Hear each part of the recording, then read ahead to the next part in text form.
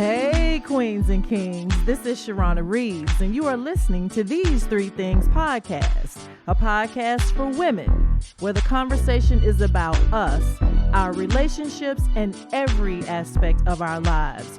This show is about unity, support, kindness, and keeping it 100% real. So we can rise up, move, we've got the victory, burdens loose, these three things, higher, higher we go, don't stop, we're too close, free your mind, let's go, these three things. Hey, queens, kings, and good people. You are listening to These Three Things podcast. I am Sharona Reeves, and welcome back to part 2 of Black Women and Therapy. Happy belated Juneteenth to those of you who celebrated Juneteenth over the weekend. Happy belated Father's Day to all of you fathers who tune in to These Three Things podcast and listen to the show. I hope you had a wonderful Father's Day. I have to make today's entry into the episode quick because there's so much for you to hear in the episode, and I really want to try to keep it under an hour for you.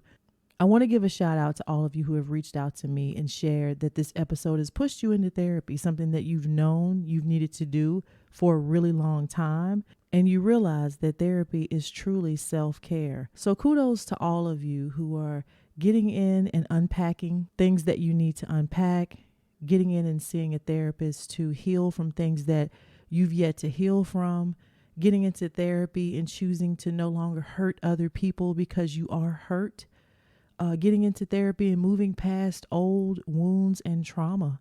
It is worth it. It feels good to be free.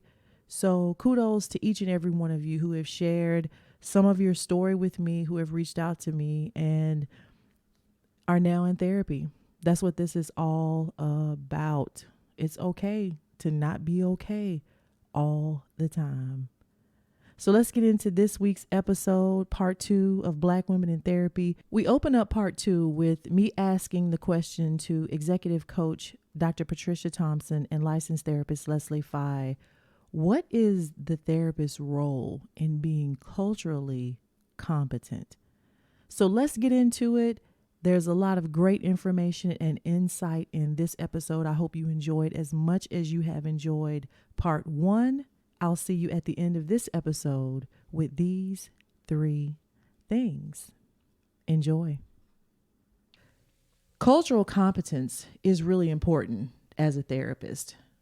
Talk about that. What does that look like in a practice? Wow, that's a really good question. I think cultural competence, at least for me, begins first with being really self-aware. Mm-hmm. Understanding how much there is I don't know. Mm-hmm. In graduate school, we took several classes in multicultural counseling, and you get big overviews of big issues, and you understand all of those, and that was a good baseline for me as a therapist. But it was absolutely not enough to be culturally competent. And all I can say is you have to have a little bit of a hunger to become culturally competent as a white person. I can't speak what it's like to become culturally competent as an African American or any other race, but because our culture is, so pervasive, you have to be hungry to see and understand that the world doesn't look the way I think it looks. Right. As a therapist, honestly, to become culturally competent, you have to know where it is in your personal story and the why and the what is wrong and what needs to be corrected. Right. So over the years, I have just learned that I really have to listen to clients who come in with a different cultural background, with way more open lens. And again, my favorite word that you said is curiosity. Curiosity and compassion are the two things that I think you have to bring to therapy when you're sitting across from someone who's a different culture than you are. Yeah. And then you have to be willing to learn and not just read the textbooks. In 2020, I'm embarrassed to say that I've had this hunger my whole career, and I think I've always worked well with African American clients and people of color. But it wasn't until 2020 that I realized how much I didn't know. I think I shared this with you. You did, yeah. When Ahmaud Arbery happened, that was the first time that I realized I send my 17-year-old white son out into the world every day. And Ahmaud Arbery happened, and I realized my dear Black female friends have never felt the kind of safety sending their boys out the door. And it just split me open in a way that I began to understand, Leslie, you don't have any idea. And so I quit reading textbooks and blog articles and started reading books that Black authors have written.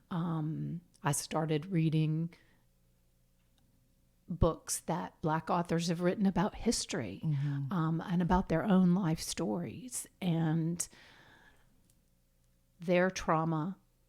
I understand trauma really well, but I began to understand more completely just the trauma that happens getting up and walking out the door every day.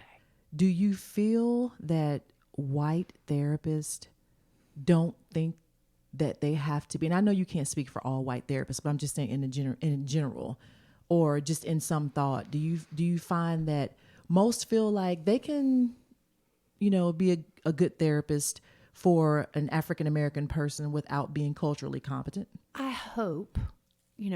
I think most therapists come in with a heart that is empathetic by nature. In general, you don't come to this work unless you're that way. So I think most therapists come wanting to be that way. But over the course of my career, unless you stay hungry and unless you keep wanting to grow and learn, like what I know now compared to and how I will sit with a woman of color now is very different than the way I would have sat with a woman of color 10 years ago even. But who I am now as a therapist is very different. And so my fear would be that because we live in the predominant culture, that the longer we do this as white therapists, the easier it is to become complacent and to not keep growing. My hope is, though, that 2020, that the presidency of Donald Trump, I'm just going to go on and say it, woke therapists up everywhere, that we've got to dig in and go beyond just taking a few classes in multiculturalism. Yeah. Dr. P. I really like that answer. And, the other thing that I would add is to be culturally competent, you have to acknowledge that you have biases and blind spots and assume that you have them. And I think that, like you said, a lot of therapists have an empathetic heart, but might give themselves more credit for being culturally competent than they really are. Because I think that in general, if you see yourself as a good person, you might not want to look at the uglier parts of yourself. Amen. And I remember when I took actually my first cultural competency class in grad school, and an experience that I had was, it was taught by a Black woman and a Latino woman, and we were supposed to do reflections every week and kind of in a journal to think about different issues. And I remember in our second week where we were just starting them and we were talking about privilege, and there were 6 of us in the class. I was the only person of color. And I was the only person who said that I had any privilege, just as a function of growing up middle class and like being able-bodied and, things like that, Right. recognizing those sorts of things. And so I think that you really do have to have a humility and recognize and acknowledge that we all have biases. Yes. And I think that if you don't, then they're going to come out in ways that you're not even aware of. So I would say that's a big part of it. And just be willing to do the work, but also recognize that there are a lot of different components of cultural competency. So, I mean, we're talking about race, Yes. but there is ethnicity. Yes. A Black person from the Caribbean is going to have a different culture from someone from Africa, from the United States, Yes. things like that. There's sexual orientation, there's gender, there are all sorts of age, socioeconomic status. And so I think recognizing that there's a huge mosaic of different aspects that really shape someone. And so while you can understand maybe generalities of culture, you still have to understand that each person is an individual. And so again, that word about assumptions, when you're culturally competent, you can't have assumptions, or you have to kind of maybe have them in the background as an understanding, but test those assumptions. And I think that's what also makes you competent and able to deal with a lot of different sorts of people. Leslie, you kind of talked about it a little bit, but I want to dig deeper into the work that you've had to do to grow and meet the needs of your Black clients, because you and I have talked about that. As when I reached out to you on the call to be like, Leslie, I want you to be on the show. Like, I want to introduce you to the show and like have you come on and start, talking about various things. You were sharing with me just like lessons and things that you've learned over the years. Like, talk about that, like the work that you've had to do. And you mentioned it a little bit, but I just want to talk about it a little bit more. Like, at what point did you realize, and I know 2020 you said it, but I felt like in 2008 when I met you, you were pretty aware, like you were pretty open, and I could talk freely with you about whatever I wanted to. So at what point did you realize, like, I've got to know more here? I think I've always, like I said, been hungry, and anytime a person of color sits in front of me as a white privileged female, I have felt so honored that they would open up and trust, that I have felt obliged to know and do more. For me, I learn something new every time I sit with someone. But again, sadly, I really am embarrassed to say that as willing as I was in 2008, I wasn't as aware of the things I didn't see and the biases I did have just from blindness.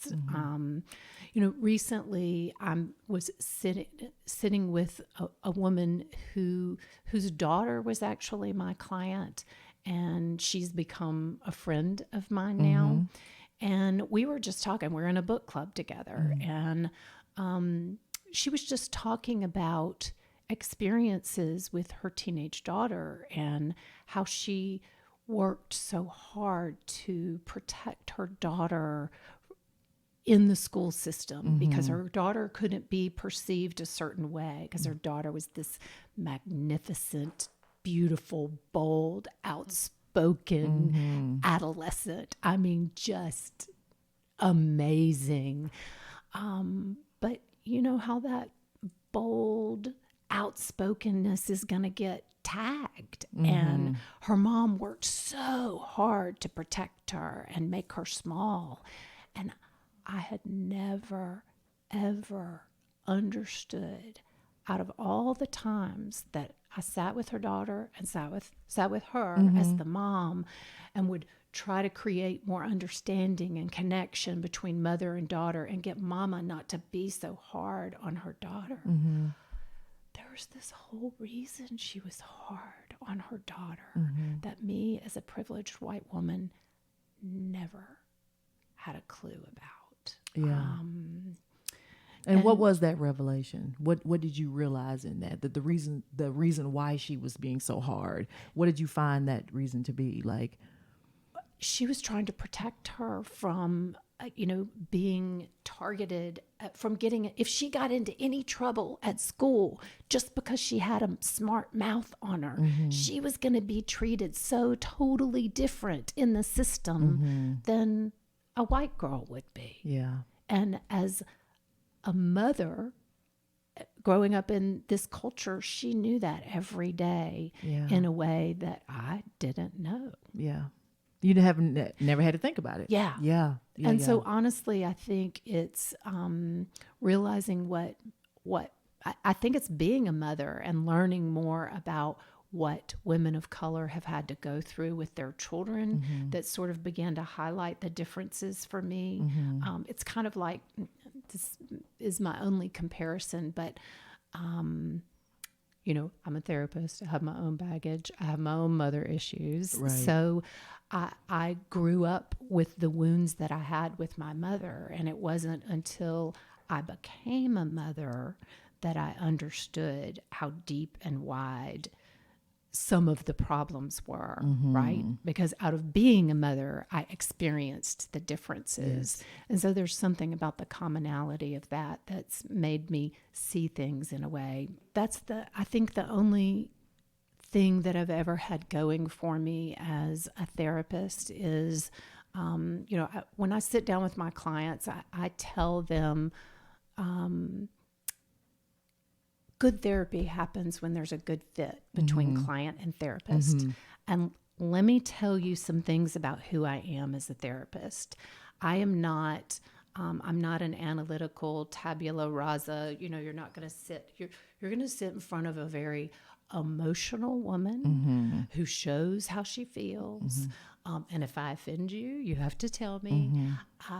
And I'm very transparent. And I think my willingness to be very real is the thing, and my comfort level at doing that has been the thing that has maybe helped people of color feel comfortable with me. At least I hope that is what it is. Yeah. So when you have African American clients, and I know, our focus is on Black women, but when you have African American clients who initially come to you for the first time, this is their first session with Leslie Phi. Do you address the race issue, Leslie, initially, or do you allow it to just happen organically through the process of therapy? Mostly I allow it to happen organically. I have become more bold and adept at identifying when it's showing up and naming it first so that it becomes safe. But I do when I sit down with a client of color, I tell them, look, I therapy with me is not going to be like going to the doctor. Going to the doctor, you sit in front of them, you tell them their problems, they're the expert on the problems, and they regurgitate, here's what you're going to do. This is going to be much more of a collaborative process. And I'm going to be listening to you and putting A together with B and C and D, and I'm going to make some assumptions about how they fit together. As I make those assumptions, I'm going to tell you what they are, and I want you to know if I get it wrong, I need you to tell me I get it wrong. Yeah. And I have learned, I can say, because, as a blonde white female in Mississippi, there are going to be some things that I don't understand about your world, and I want you to feel really comfortable telling me when I don't understand it, or telling me if I make an assumption that's not correct.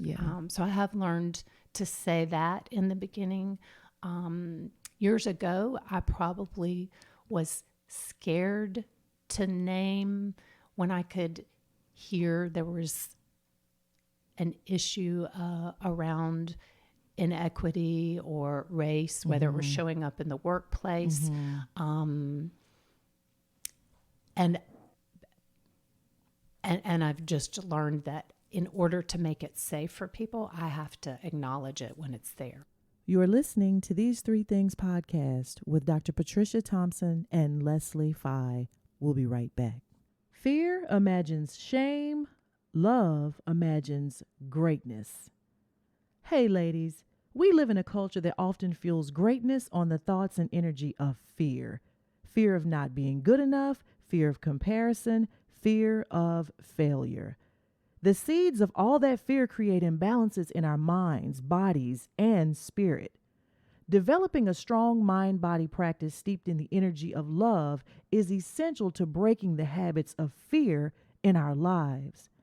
If you want to learn more about energy healing and create a mind-body practice that will help you build a life where love imagines greatness, contact Leslie Fye at www.lovebigbigLove.com for a free 30-minute consult. Or follow Leslie on Instagram at lovebigbigLove.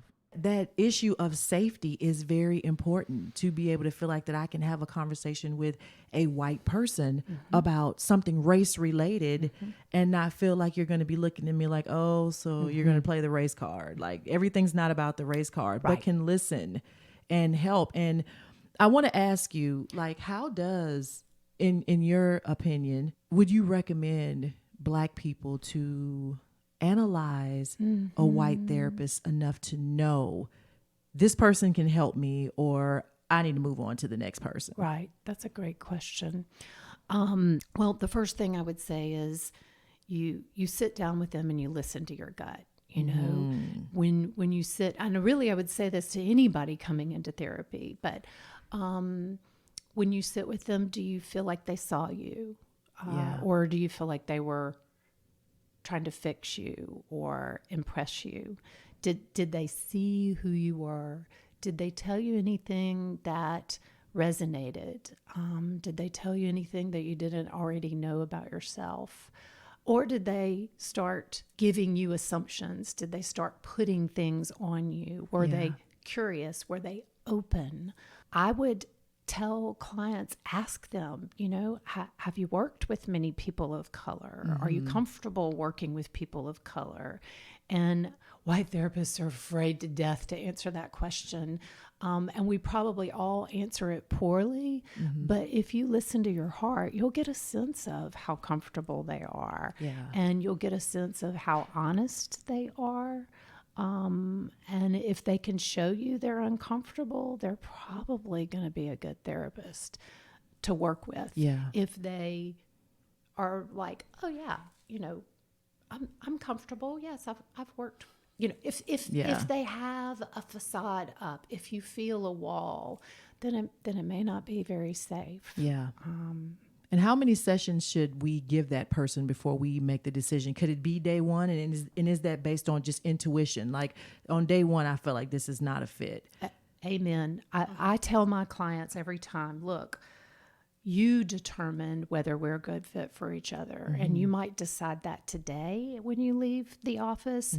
You might decide that 10, 15, 20 sessions in. And that doesn't mean that we didn't do 10 or 15 or 20 sessions of good work. It just means by session 20, you found the place where I can't take you any further than this, right?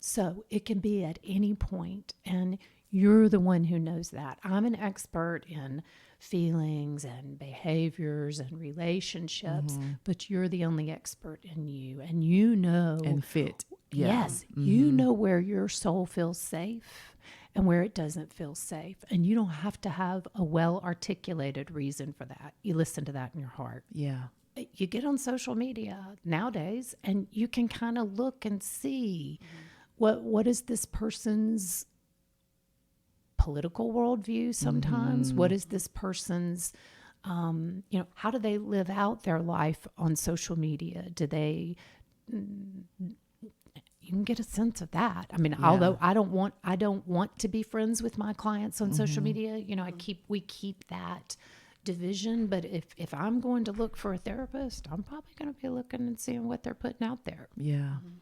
That's good. That's good. And see, and let's stay in that social media vein, because you and I are friends on social media. And I know that you speak openly, Leslie. You'll put it out there.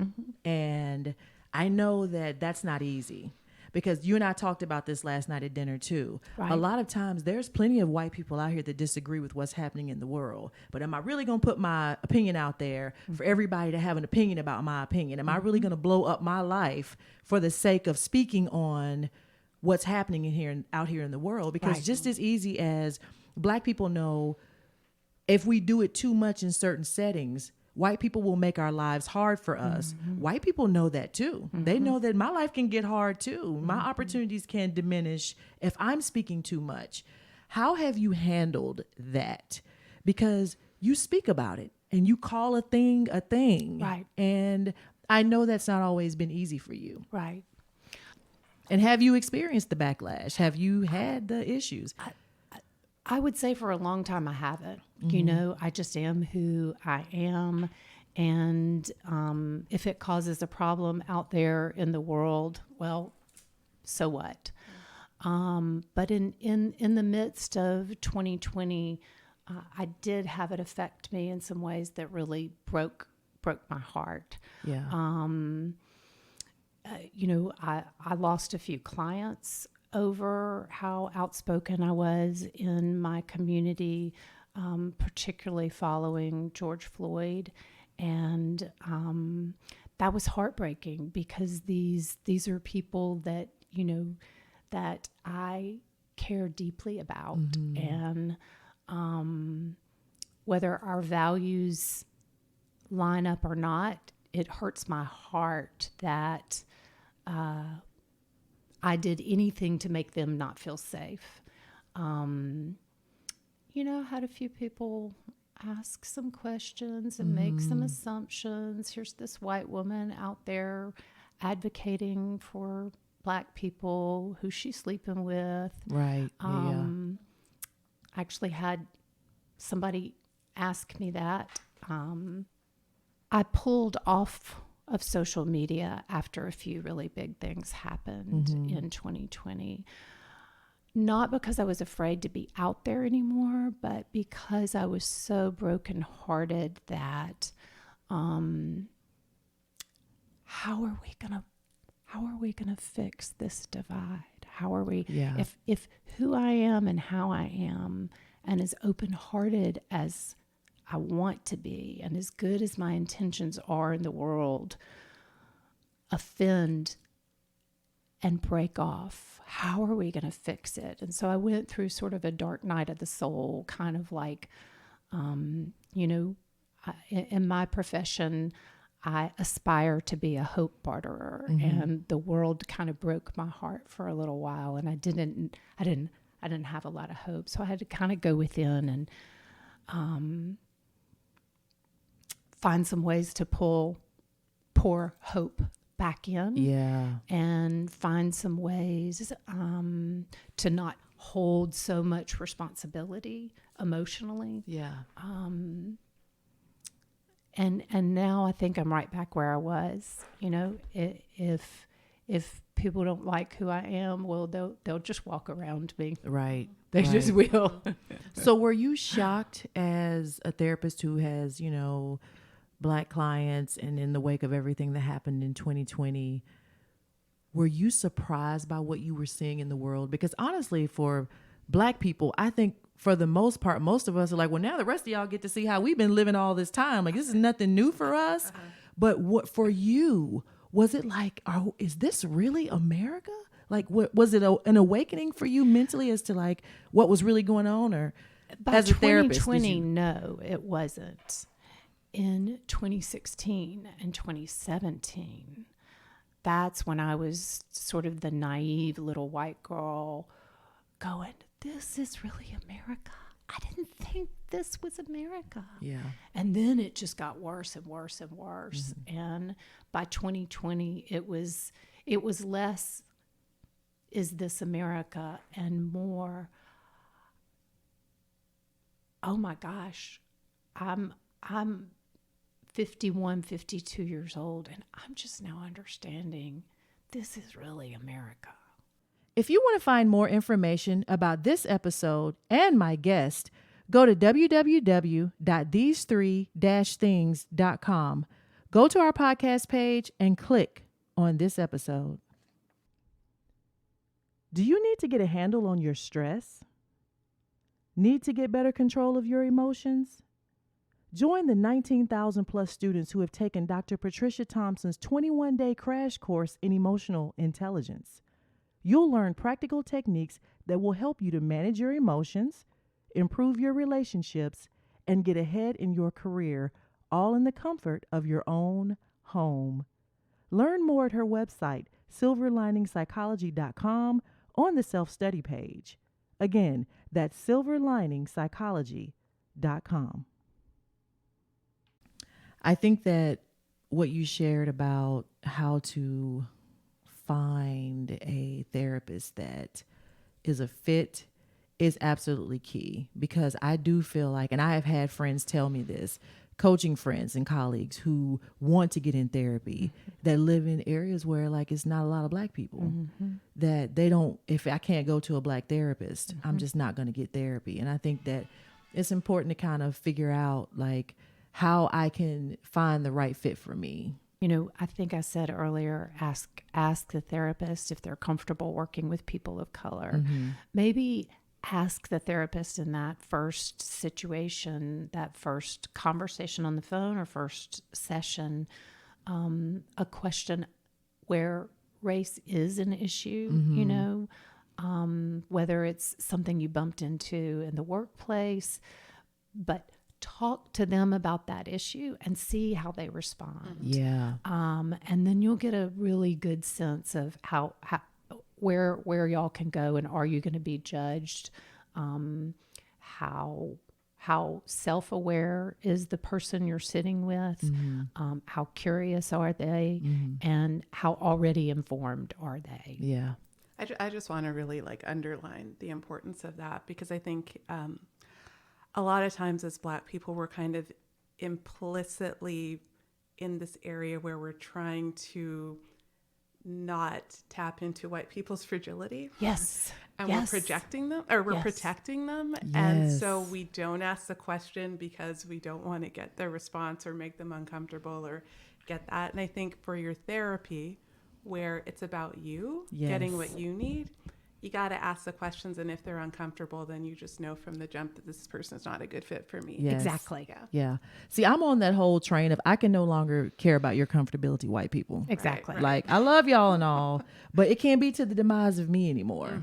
Your comfortability, because I do feel like, Dr. P, that is so true. We dance around trying to make, you know, because it's just been our way. It's how we've survived. Right. So we do it innately sometimes and not even realize that we're doing it. Absolutely. You know, and so I'm very conscious of that now. Like, okay, am I more worried about their comfortability and I'm over here uncomfortable, but they're fine? I just, if you have to be an assimilationist in therapy, then you're in the wrong. you're in the wrong room. session. Yep. Yeah. Yep. You're with the wrong person. Absolutely. Okay. And Leslie, let me ask you this too, because when I ask you the question about you being vocal and speaking out and saying, you know, how you feel about things, obviously white people are going to feel a way about you, but did you get backlash from Black people? Did Black people come at you like, who is this white lady, you know, out here in the community? Can we trust her? Not directly. Okay. Not directly. But really, honestly, Black people were more generous to me than white people were. Like, Black people were like, thank you so much. Yeah. And that made me feel like that broke my heart even more, was that they were thanking me for saying something. But it also deepened my resolve that I would never be silent again, that my silence was violence. You know, we saw those signs in the George Floyd protests. Yep. So Black people actually were way more generous to me than I expected. Let's talk about self-care. And Dr. P, I'm going to ask you, what are ways that in the professional world, in the professional setting, in the workplace environment, dealing with the issues that we deal with as Black women, what are some ways that we can implement self-care so that we can go and be successful in our work environments and show up as our full selves every day and succeed? I mean, I would say a big one is getting support. And it doesn't need to be a therapist or a coach. It could just be friends or family, or having an outlet to talk about things. Because I think that, you know, we talked a little bit at the beginning about the strong Black woman, I guess, ideology. And I think that a lot of times we might feel like we have to do things by ourselves. We have to be self-reliant. We can't show any emotion. We're supposed to be the caretakers. And as a result, you know, very often we don't tend to our own needs. Yeah. And so I think part of it is recognizing that as a human being, we all have needs, and you're not weak if you need support or if you're struggling. And so, you know, I just find a lot of times that when we reach out to people, they're happy for us to reach out to them because we have people who love us, who want to be there for us. And so I would say, don't be shy about getting support and talking to people when you need it. Yeah.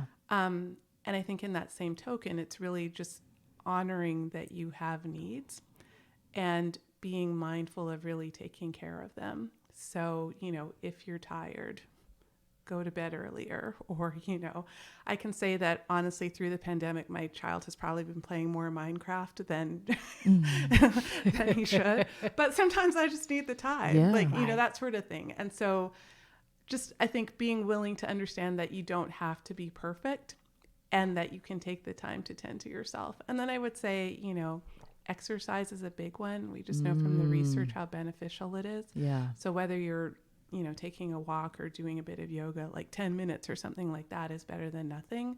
But I would say kind of the big message would be to check in with yourself, kind of figure out what are my needs, and making them as much of a priority as other people's needs. That's good. And Leslie Fye, you know, what do you suggest to people? What do you recommend as self-care tactics? Because just listening to what Dr. P just said, like as a mother who has a career, there's so much guilt that you put on yourself as women all the time with, you know, not feeling like you're perfect in every area of your life. I'm going to go to work and I'm going to be this boss at work and I'm going to be great. And then I'm going to come home and I'm going to be a great mom. And then at night I got to be a great wife to my husband. And there's so much on us that we have to, like you said, take that moment to identify what our needs are, because sometimes we feel guilty for just taking care of our needs. How are you recommending self-care to people, like once they leave the conversation with you? I think one thing that Dr. Patricia spoke to so beautifully is just this whole urge towards perfectionism that women in general are bathed in, but I think women in color are even more alone in. Like, you have to be responsible for it all and you have to be strong for everything. So just trying to introduce, no, the name of the game is not about perfectionism. Be a little messy, mess up, slow down, let a ball drop. So that's one thing is helping people understand they don't have to do it all well, you know, to quit making the to-do list, because that is driving up the adrenaline and your fight or flight and anxiety. And understand what a to-be list looks like for you, you know, and if it's exercise, don't do exercise to check the box. Do exercise that you enjoy. And if you don't have 30 minutes, start with 5 minutes. But do it in a way that feels good. If it feels good to be outside, then do that. If it feels good to be on a treadmill, then do that. If it feels good to get up and turn on the radio and dance, then do that. So seek out moments that bring joy. Seek out moments when you are just being present, whether that's to the person in front of you or to what I, sitting here as an individual, am feeling right now. So the practice of being present, because we're such multitaskers. We're always doing Right. lots. Get off social media. I've told people a lot, not completely, breaks. Don't lose yourself in the dopamine hits. Yeah, and the news. Of scrolling. Oh my God, the news. Yeah. The news. And then journaling. I mean, that's just always every therapist's go-to. Sometimes we can't just get quiet and sit with our feelings. Like that takes a lot of work to learn how to do that. But we can all pull out a pen and a paper and start writing and verbally vomit what's going on the inside. Yeah. And sometimes just that in and of itself is a really great beginning. But I try to encourage people, just do one small thing in little bits. Do it for 5 or 10 minutes, whatever that is. Yeah. And I emphasize joy and presence. And And I would say self-compassion too. yes, absolutely. Absolutely. Which again, for women, especially women of color, it's hard for us to have. Yes. It's hard because we don't see it outwardly given to us. So we forget that we need it. We forget that we actually need it because we learn to live without it because we just don't see it. I don't know how I looked up and got to know two such amazing women. And I'm not just saying that, like I really mean that. And I want to ask y'all a question before we close. I want to ask you 2 questions before we close. What brought you to this career, this profession? What made you this be the desire of your heart to help people be well? And Dr. Patricia, I'm going to ask you first. I guess for me, the growing up as a minority, like very much a minority, where I grew up in a small town in Canada, I think just made me very aware of people in general, because I think as a minority, you tend to observe and kind of figure out, how do I fit in here, or how do I navigate this sort of situation? And so I think that gave me an interest in human behavior in general. And so I actually, in my undergrad, studied sociology because that was what my interest was. But then at some point during that, I realized that if I do this career, I'm just going to write about it. But I really want to be able to talk to people and help them on a more direct way. Yeah.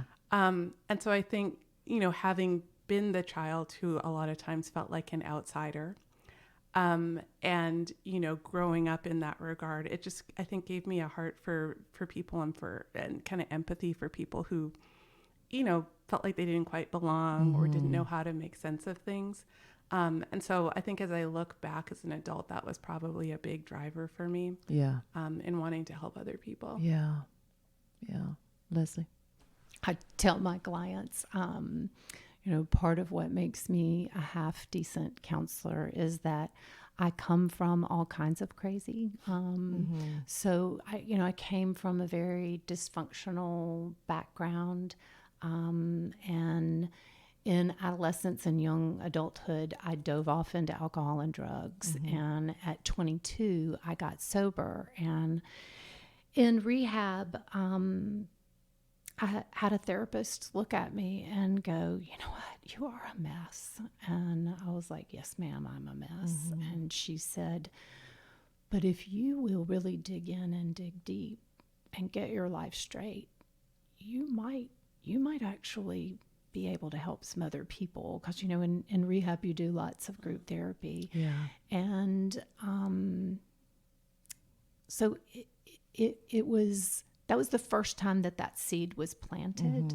But it really came out of walking through my own journey, and my own woundedness just led me to the path of wanting to do for other people what had been done for me. Because I was given to very graciously at different points in my life. And honestly, I know you're not asking this question, but part of what made me want to be able to sit with and help people of color I told you this last night. And I grew up in a privileged family, and I'm born in 1967, and we had a maid, and Irma loved me and saved my soul. And I desperately wanted to be able to give back some of what was given so freely and unselfishly to me. Yeah. Yeah. And Irma was the maid in your home. Yes. Yeah. Is she still alive? She is. In fact, after I talked about her last night, I went and looked her up. She's 92. So I think I've got a phone call I need to make. Yeah. It's been a long time. It's probably been about 10 years. Yeah. Well, shout out Miss Irma. Yes. If you happen to listen to this She's episode, a beautiful soul. we bless you, Miss Irma. Expect a call from Leslie Pye coming soon. Yes. Oh my God. I just love y'all. Thank y'all so much for just being on the show. Is there anything that we didn't talk about that you feel like we need to do before we close? We need to say, is there something that you guys want to share for just Black women in general? I guess the one thing I would say is just consider your mental health as important as your physical health. Because I think that when you're not taking care of your mental health, it can actually have an impact on your physical health. And so I think if you think of yourself as a whole being, body, mind, spirit is all really important. And on a really practical level, I would say that if you don't know where to start in terms of finding a therapist, it can be really helpful just to call your states. Like, for example, in Georgia, there's a Georgia Psychological Association, and you can call for a referral service and tell them like what your challenges are. And a lot of times they can suggest someone for you. And so don't let the overwhelm prevent you from reaching out and finding the sort of help that you need. Yeah. Yeah. Yeah, Leslie. I can't add anything better to that. Yeah. Yeah. Well, that's a wrap. That's a Black wrap. Women and Therapy with Dr. Patricia Thompson and Leslie Pye. We'll be right back with these 3 things. If you like what you've been hearing today, I encourage you to go to wherever you're listening to this podcast and leave a review and tell me what you loved about this episode. You are listening to These 3 Things podcast. I am with executive coach Dr. Patricia Thompson, licensed therapist Leslie Pye. I am Sharana Reeves, and it is time for these 3 things. Number 1, emotional intelligence starts at home. Executive coach Dr. Patricia Thompson defines emotional intelligence as having a good sense of self-awareness, knowing your strengths, opportunities, triggers, how you respond under stress, and developing the tools to regulate yourself. Then socially being able to understand others, identify their emotions, and empathize with them. Queens, kings, and good people. Have you ever met someone who treats their family and loved ones horribly, but treat their coworkers, friends, and people at church like queens and kings and good people? Dr. Patricia says that being emotionally intelligent as a leader is a great quality to have in the workplace because those you lead feel valued and appreciated. As leaders in our family and homes, do we have the same mindset? Does everyone in our household feel valued and appreciated? Parents, are we sending our children out into the world every day feeling seen, heard, and validated? What about our spouses? Does your spouse feel valued, appreciated? Well, depending on how you honestly answer, some of us may have some emotional intelligence work to do at home. If you find you are falling short identifying your triggers or having the tools to regulate yourself, I encourage you to connect with a great therapist or executive coach and get the help you need. As a leader, the most important people we will lead are the people in our homes, If being well liked and respected as the leader at work makes those you lead more productive and successful, think about how powerful your emotional intelligence can impact your family and the energy in your home. If you're not sure where you land on the emotional intelligence spectrum and you see opportunities where you can improve, take the quiz on Dr. Patricia's website, silverliningpsychology.com, and get to work. Number 2, it's okay. It's not okay.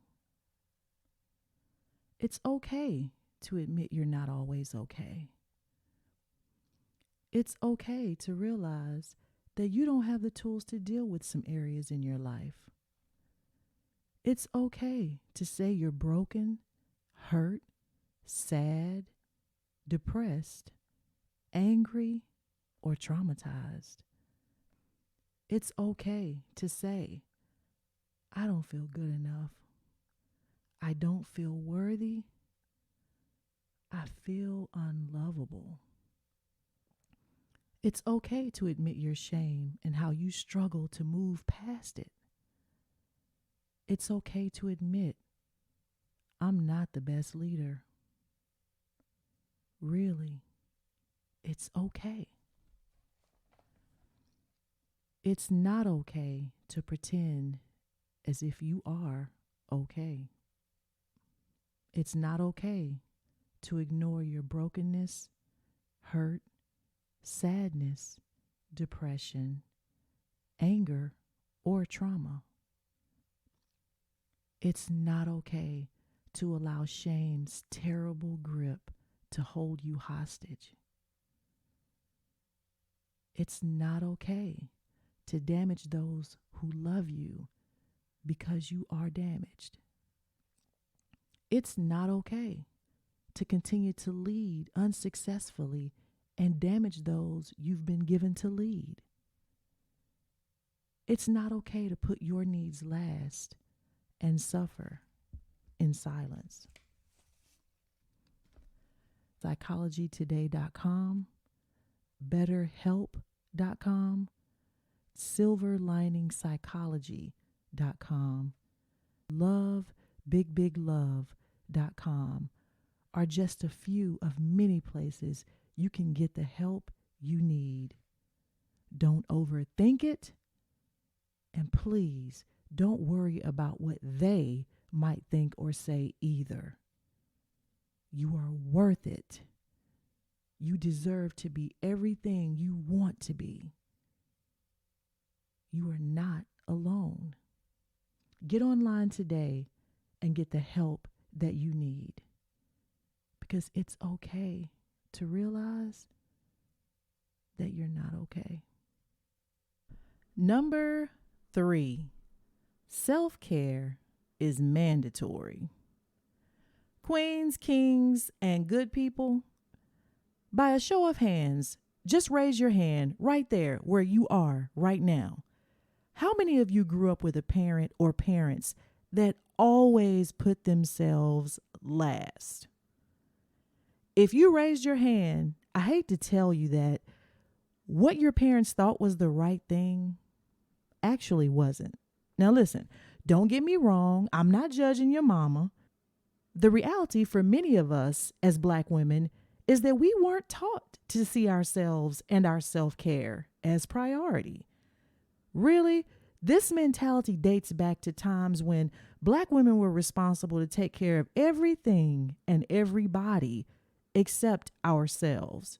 And as a result, many of us grew up seeing our grandparents and parents in bad health. Again, I'm not judging our ancestors. We did what we had to provide and survive back then. But thank God today, much has changed for us. And just like as life evolves, we must do the same. You can't be good to anybody for real if you aren't good to yourself first. What you speak to yourself, how you treat yourself, how you feed yourself, how you clothe yourself, how you cater to your needs is your first priority. Now, listen, I'm not advocating neglecting those who you are accountable to, but I am advocating that you see yourself and your needs as important as those you are accountable to. A healthier you, a happier you, a confident you, girl, a fly you is a much better example to pass on. Your pod work for this week is to implement 3 self-care things you will do every week just for you. You pick the day, you pick the time, however you want to do it, and let me know what you're doing at these3thingspodcast@gmail.com. I can't wait to hear what you're doing. That's it. Thank you for listening to Black Women in Therapy with executive coach Dr. Patricia Thompson and licensed therapist and my therapist, Leslie Fye. So awesome to have Leslie on the show. She will be on more episodes coming out in the future. I hope that something that we said in this episode helped you and will push you into therapy if that's where you need to be, because it's okay. Please join me and Leslie Fye tomorrow, June 23rd, on Instagram at 8:30 Eastern, 7:30 Central to discuss part 2 of this episode and much more. And I'll see you next week with a new episode of These 3 Things.